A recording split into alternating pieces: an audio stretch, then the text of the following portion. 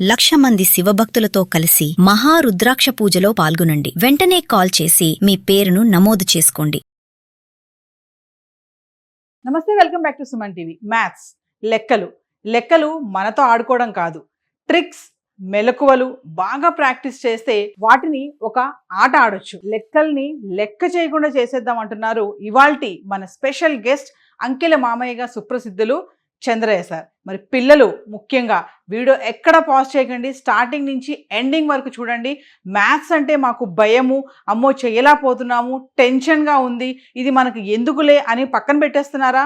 లేదు, మరి చంద్రయ్య సార్ చెప్పేటటువంటి ఆ ట్రిక్స్ని కనుక మీరు ఫాలో అవుతే లెక్కలతో మనం ఒక ఆట ఆడుకోవచ్చు. మరి ఇంకెందుకు ఆలస్యం, వీడియోలోకి వెళ్ళిపోదాం. చంద్రయ్య సార్ ఈరోజు మనకి ఏం లెక్కలు చేయబోతున్నారు, ఏం ట్రిక్స్ చెప్పబోతున్నారో మరి మీరు చూడండి. ఇప్పుడు అదే మళ్ళీ క్యాలిక్యులేటర్ గేమ్స్లో భాగంగానే పిల్లలకి ఇది ప్రైమరీ వాళ్ళకి 5వ తరగతి లోపు వాళ్ళకు బాగా పేలుద్ది. వాళ్ళని ఏవైనా 2 వరుస సంఖ్యలు కూడమని చెప్పండి. ఉదాహరణకి 25 + 26 వరుసగానే ఉండాలి, ఇది కండిషన్. 31 + 32 ఇలా వరుసగా ఉన్నటువంటి నంబర్లే కూడాలి. 87 + 88 ఇప్పుడు ఇలా వరుసగా రాసుకున్న నంబర్లు కూడమని చెప్పాలి. కూడిన తర్వాత దీన్ని వచ్చిన ఆన్సర్ని 5తో మల్టిప్లై చేయమని చెప్పాలి. 5తో అంతే. 5తో మల్టిప్లై చేసిన తర్వాత వచ్చిన ఆన్సర్ మనకు చెబితే వాళ్ళు ఏం తీసుకున్నారో మనం టకీమని చెప్పొచ్చు. ఉదాహరణకి ఇక్కడ 51 ఉంది.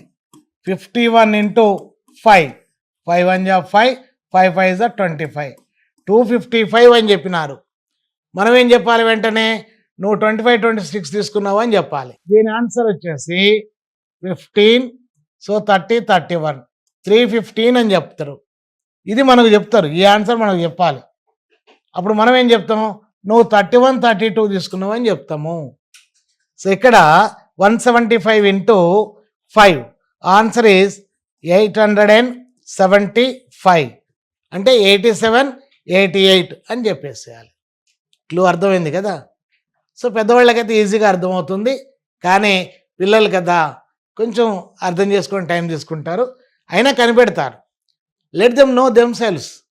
So give the sufficient time to think them selves.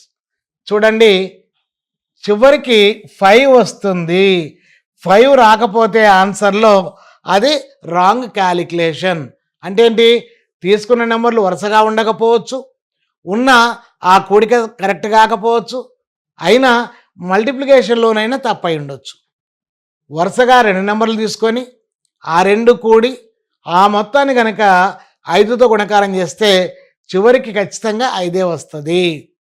మిగిలినటువంటి లెఫ్ట్ పార్ట్ ఏదైతే ఉందో అది మొదటి సంఖ్య అవుతుంది. 315 అని చెప్పినారు కదా, 315 అంటే 5 కట్ చేసుకోండి, ఏం మిగిలింది? 31. సో నెక్స్ట్ నెంబర్ ఏం చెప్పాలి? 32. అయిపోయింది, 31 32. సో మళ్ళీ ఒకసారి చూడండి, ఇది చిన్నపిల్లలకి చెప్పినట్లయితే వాళ్ళ ఫ్రెండ్స్తో బాగా ఆడుకుంటారు. ఫర్ ఎగ్జాంపుల్ 975 అని చెప్పారనుకోండి, అప్పుడు 97 98 అని చెప్పాలి. Cut it, 97 98. ఎవరైనా 346 అని చెప్పారు, నీ లెక్క రాంగు అని చెప్పాలి. అంతేగాని 34 35 అని చెప్పకూడదు. ఎందుకని? చివరికి 5 లేదు కదా. చివరికి కంపల్సరీ 5 వస్తుంది. ఆ 5 వస్తేనే అది కరెక్ట్ అన్నమాట. ఇది 2 సంఖ్యలతోటి ఆగకుండా వరుసగా ఉన్నటువంటి 3 సంఖ్యలు తీసుకున్నా కూడా ఇది వర్తిస్తుంది. సింగిల్ డిజిట్ తీసుకున్నా పర్వాలేదు. ఇప్పుడు 5 6 తీసుకున్నారు, 11 వచ్చింది, ఇంటూ 5 చేస్తారు, 55 కదా. 5 కట్ చేస్తే 5 ఫస్ట్ నెంబర్ వచ్చింది, దాని నెక్స్ట్ నెంబరే చెప్పాలి కదా, 5 and 6. లేదు, 3845 అని ఆన్సర్ చెప్పినారు మీకు. చెప్పగానే మనం ఏం చెప్పాలి? 384 385 తీసుకున్నారు అని చెప్పాలి. Same process.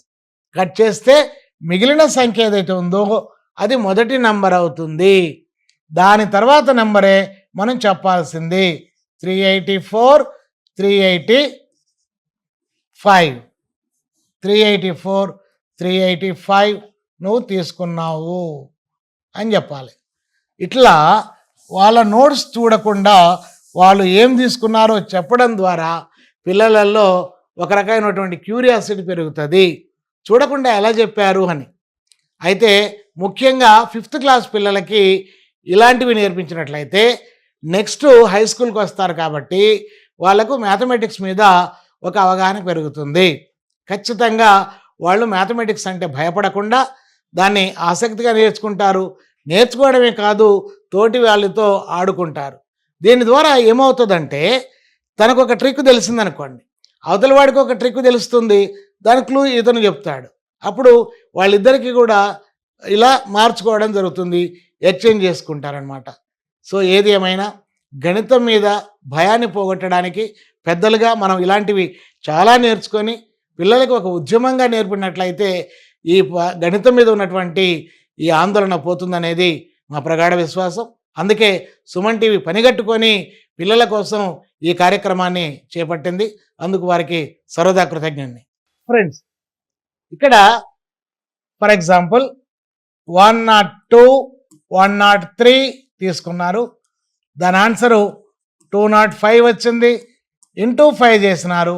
ఆన్సర్ వచ్చేసి 5 5 25. సో 5 10 1025 అయింది. 1025. సో మన రూల్ ప్రకారం ఏంటి, చివరికి 5 కట్ చేసాం, 102 వచ్చింది. దాని నెక్స్ట్ నెంబర్ 103.